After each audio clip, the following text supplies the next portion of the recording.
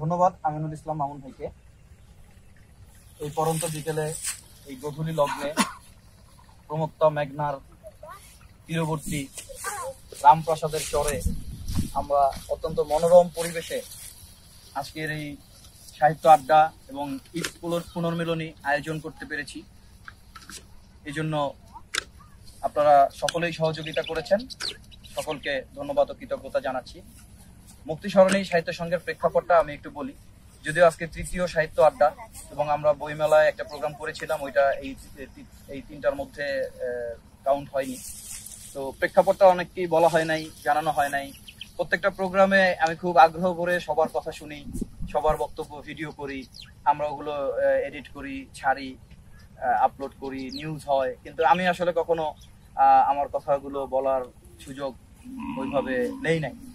তো আজকে আমি খুব আনএক্সপেক্টেডলি আমিনুল ইসলাম মামুন ভাই আমাকে কথা বলতে যেহেতু দিয়েই ফেলেছেন, আমি এটা জানতাম না যে আমাকে দেওয়া হবে। তো আমি কিছু কথা বলি। প্রেক্ষাপট, দীর্ঘদিন আগে থেকেই আমি মোটামুটি লেখালেখি করি। আমার জীবনের প্রথম লেখাটি প্রকাশ হয়েছিল 2006-এ, সেটা ছিল নয়া দিগন্ত পত্রিকায়। আমার দ্বিতীয় লেখাটি প্রকাশ হয়েছিল দৈনিক আমার দেশ পত্রিকাতে। তারপরে টুকটাক লেখালেখি করেছি, বেশ কিছু পত্রপত্রিকাতে লিখেছি, জাতীয় বিভিন্ন পত্রপত্রিকা, ইত্তেফাক সহ, বাংলাদেশ প্রতিদিন সহ বিভিন্ন পত্রপত্রিকা আমার গল্প এসেছে। মাঝখানে দীর্ঘ গ্যাপ, কিন্তু জুলাইয়ে আমাদেরকে আসলে আবার সেই আগের স্রোতে ফিরিয়ে নিয়ে এসেছে। এই আন্দোলন মুখর জুলাইয়ে আমরা যখন রাজপথে ছিলাম, কেউ সশরীরে ছিলাম, যারা সশরীরে থাকতে পারে নাই তারা মানসিকভাবে যারা আমরা ছিলাম তাদেরকে সাপোর্ট দিয়েছে। অনেকে তার নিজস্ব মতাদর্শের কারণে থাকতে না পারলেও সার্বক্ষণিক আমাদের খোঁজ খবর নিয়েছে ফোনে, সাবধানে যেন থাকি, বিপদ আপদ যেন না হয়, কোনো প্রয়োজন হলে যেন জানাই। এ ধরনের আমাদের এই লেখক বন্ধুদের মধ্যেও অনেকেই আমাদের খোঁজ খবর নিয়েছেন। তো জুলাইয়ের পরে আমার কাছে মনে হলো যে এই জুলাইকে তো আমাদের ধারণ করতে হবে। এই গণ অভ্যুত্থান, যে গণ অভ্যুত্থানের সাক্ষী আমরা হলাম, সেই গণ অভ্যুত্থানকে আমাদেরকে ধারণ করতে হবে। 90-এ স্বৈরাচার বিরোধী আন্দোলন হয়েছিল, তখন একটি গণ অভ্যুত্থান হয়েছিল, স্বৈরাচার পতন হয়েছিল। 90-এ আমার জন্ম হয়নি, সেই স্বৈরাচার পতনের পরে আমার জন্ম হয়েছিল। তা আমি 24-এ এসে একটি ইতিহাসের সাক্ষী হতে চাইলাম।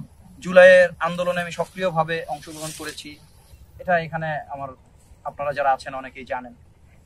তো আগস্টের পরে গিয়ে আমার কাছে মনে হলো যে এটাকে ধারণ করার জন্য আমাদের কিছু করা দরকার। তো যেহেতু আমরা লেখক, কবি লেখক, আমাদের সাহিত্য আমাদের রক্তের সাথে মিশে আছে, তো আমি চিন্তা করলাম যে সাহিত্যের মধ্য দিয়েই জুলাইকে বাঁচিয়ে রাখার জন্য কি করা যায়। সেই ভাবনা থেকে মনে হলো যে অনেক দিন আমাদের সুমন হোসেন ভাই আছে এখানে, আমার খুব কাছের বড় ভাই, আমার খুব শ্রদ্ধাভাজন অভিভাবক সুলভ বড় ভাই, আরো অনেকেই এখানে আছেন, আমিনুল ইসলাম মামুন ভাই সবাই। তো আমরা একটা সময় স্বপ্ন দেখতাম যে আমরা কিন্তু এক সময় একটা লিটল ম্যাগাজিন করব, এবং যখন আমরা একটা লিটল ম্যাগাজিন করবো এটা আমরা বাংলাদেশে হাইপ তুলবো এই নিয়ে। তো চিন্তা করলাম যে ঠিক আছে, এই জুলাইয়ের এই বিষয়টা নিয়ে আমরা একটা লিটল ম্যাগাজিনের উদ্যোগ নিলাম। নাম কি হবে ভাবতে ভাবতে অনেক নাম আসলো। ভাবতে ভাবতে চিন্তা করলাম আমাদের এই যে চিটাগাং রোডের এটা কিন্তু একসময় নাম ছিল মুক্তি সরণি, এরশাদের আমলে। মিয়া ভাই ভালো জানবে বা এখানকার যারা আছেন ভালো জানবেন। তো মুক্তি সরণির নামটা হারায় যাচ্ছিল, তাই আমি যে মুক্তি সরণি মানে মুক্তির সড়ক, জুলাইয়ের সঙ্গেও যায়। আবার আমাদের চিটাগাং রোডের আগের একটা নামও ছিল, মুক্তি সরণি একটা গেট ছিল, ওই জায়গা থেকে মুক্তি সরণির নামটা আমরা নিলাম। নিয়ে আমার প্রথম টার্গেট ছিল, মামুন ভাইরা জানেন, প্রথম টার্গেট ছিল যে আমরা 4 ফরমার একটা ম্যাগাজিন করব। তো আমরা চিন্তা করছিলাম যে লেখাটা চাই, 4 ফরমার লেখা অনেক, দেখি যদি না পাই তাহলে আমরা নিজেরা একটু ছদ্মনামে কিছু লেখা দিয়ে ভরে ফেলবো না।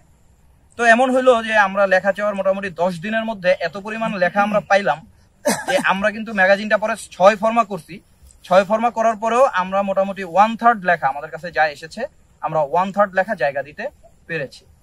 এবং এই মুক্তি সরণি ম্যাগাজিনের উপদেষ্টা পরিষদে খুব স্বাচ্ছন্দ্যে রয়েছেন প্রখ্যাত ছড়াকার, 21শে পদক ও বাংলা একাডেমি পুরস্কার প্রাপ্ত ছড়াকার আবু সালে ভাই, উনি আছেন আমাদের সঙ্গে। কবি হাসান হাফিজ ভাই আমাদের সঙ্গে আছেন, ছড়া সম্রাট জগলুল হায়দার আমাদের সঙ্গে আছেন। এইভাবে আমরা ম্যাগাজিনটা করলাম। তো ম্যাগাজিনটা করতে গিয়ে আবার সবার সঙ্গে যোগাযোগ, অনেকেই বললো যে তোমাকে হারাই ফেলছি, তোমাকে পাই না। বইমেলায় আমরা যখন এটার মোড়ক উন্মোচন করলাম, আমি খুব উৎসাহ বোধ করলাম। তো তখন আমার মনে হলো যে না, আমার যে গ্যাপটা পূরণ করা দরকার, আমরা আবার সংগঠন করি। আমি জানি এগুলো নিজের খেয়ে বনের মোষ তাড়ানোর মতো। ম্যাগাজিনটা করেছি 560 কপি। তো তারপরে চিন্তা করলাম তাহলে মুক্তি সরণি সাহিত্য সংঘ হোক। আমরা উদ্যোগ নিলাম মুক্তি সরণি সাহিত্য সংঘের, সেখান থেকেই এই সংগঠনের জন্ম। তারপরে আমরা মুক্তি সরণি পাঠাগারের উদ্যোগ নিয়েছি, সেটা কার্যক্রম চলমান, সেটাও ইনশাল্লাহ এই মাসের মধ্যে হয়ে যাবে। এই হলো বিষয়। আমরা ইতিমধ্যে এর আগে 2টো সাহিত্য সভা করেছি, এর মধ্যে একটা রমজানে পড়েছিল, সেখানে আমরা ইফতারও করেছি। আর আজকেরটা নিয়ে 3য় সাহিত্য সভা। যারা এসেছেন, ভবিষ্যতেও আপনারা আসবেন, বিভিন্ন সময় বিভিন্ন জায়গায় আমরা হয়তো আয়োজনগুলো করব। আমাদের মুক্তি সরণি নামে ফেসবুক পেজ এবং গ্রুপ রয়েছে, সেখানে আপনারা আপডেটগুলো পাবেন। আর আগামী সংখ্যাটা মুক্তি সরণি যে লিটল ম্যাগাজিন, এই লিটল ম্যাগাজিনের 2য় সংখ্যাটি মে মাসে প্রকাশিত হবে। তো এপ্রিলেই আমরা কাজ ধরবো। তো সবার কাছে একটা আবেদন থাকবে যে নিজের খেয়ে বনের মোষ তাড়ানোর যেহেতু ব্যাপার, তো এবার নিজের খাবারটা একটু কম পড়েছে, বনের মোষ যেহেতু অনেক দূর তাড়াতে হবে, সেখানে সকলের কন্ট্রিবিউশন আমি কামনা করছি। এপ্রিলের মধ্যেই আপনারা যদি কেউ আমাদেরকে বিজ্ঞাপন দিয়ে হোক আর যে কোনোভাবেই হোক সহযোগিতা করতে চান, আমরা সেটি স্বাচ্ছন্দ্যে গ্রহণ করতে প্রস্তুত আছি। তাছাড়া সবাই লেখা দিবেন।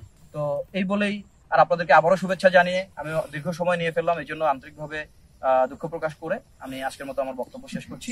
সবাই ভালো থাকবেন। মুক্তি সরণির জয় হোক, মুক্তি সরণি জিন্দাবাদ, মুক্তি সরণি এগিয়ে যাক।